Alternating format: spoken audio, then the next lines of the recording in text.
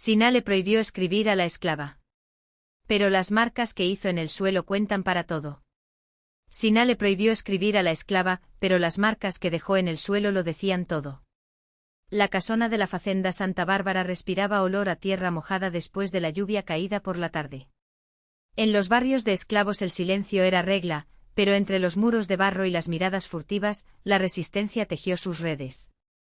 María, la esclava a quien su ama había prohibido escribir, se agachó en el rincón más oscuro del patio, donde apenas llegaba la luz de la luna. Sus dedos, callosos por el trabajo en el molino, trazaban letras en la tierra húmeda con la punta de un palo roto. No fueron solo palabras. Eran versos. Versos que relataban el dolor de ver a su hijo Joao, siendo arrancado de sus brazos y vendido al sur, donde decían que los castigos eran aún más crueles.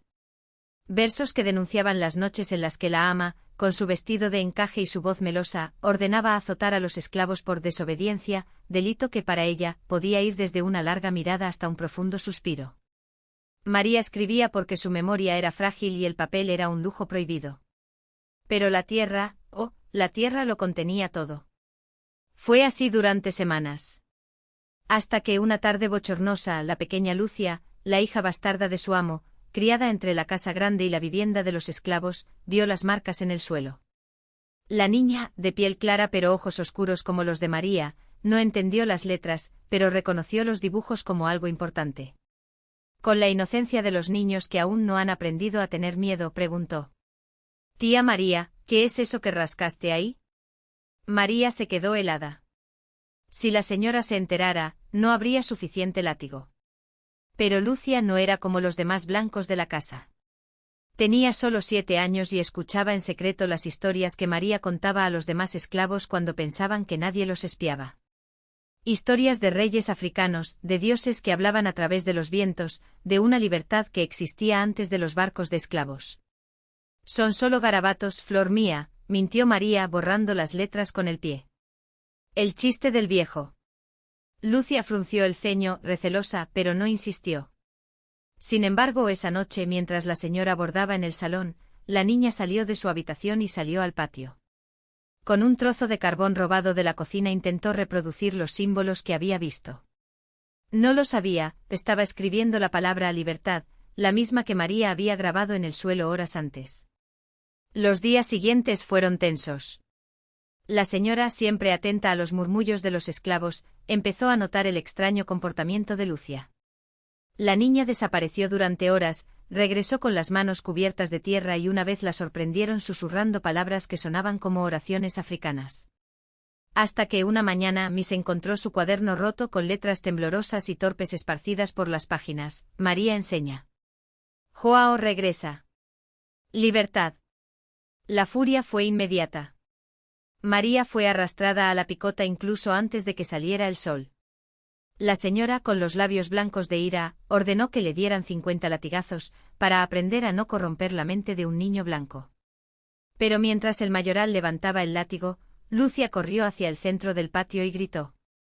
Ella no hizo nada. Fui yo. Lo escribí. El silencio fue tan abrupto que hasta los pájaros dejaron de cantar.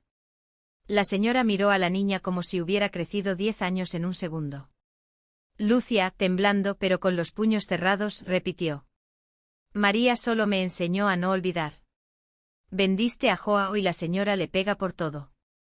Pero un día Dios lo verá. La señora levantó la mano para golpear al niño, pero se detuvo en el aire. No por lástima, sino porque por primera vez, vio su propio reflejo en los ojos de Lucia, la misma terquedad, la misma sed de poder. Y peor aún, la misma capacidad de odiar. Esa noche, mientras la granja dormía, María fue despertada por una suave palmada en su hombro. Era Lucia, con un paquete de tela en las manos. Toma, susurró la niña. Es el mapa que escuché al caballero hablando con el capitán del bosque.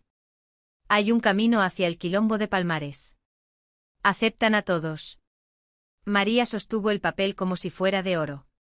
Sabía que el viaje sería peligroso, que muchos morirían en el camino, que perros rastreadores y hombres armados cazarían a los fugitivos como si fueran animales.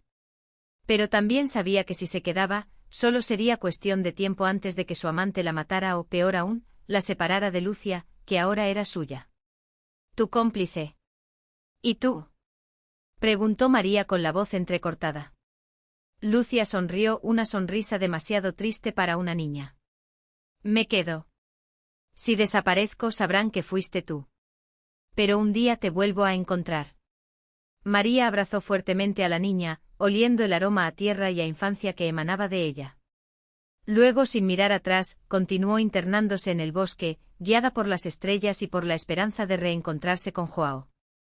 Años más tarde, cuando se firmó la Ley Áurea y sonaron las campanas de la iglesia para celebrar la generosidad de la princesa Isabel, Lucia, ahora una joven de ojos aún más oscuros, estaba sentada a la mesa de la casa que había heredado de su esposa, quien había muerto de fiebre amarilla. Sobre la mesa un libro con cubiertas desgastadas, Poemas da Terra, firmado por María da Conceicao, ex esclava, poeta, libre. En la última página, una dedicatoria. Para Lucia, que me enseñó que hasta los niños pueden ser guerreros. Un día, cuando el mundo ya no sea de ellos, nos encontraremos donde el río se encuentra con el mar. Lucia cerró el libro y miró por la ventana. Afuera, el patio donde alguna vez María escribió en el suelo ahora era un jardín lleno de flores. Y entre los pétalos, si alguien miraba con atención, aún se podían ver, casi borradas por el tiempo, las marcas de las letras que lo decían todo.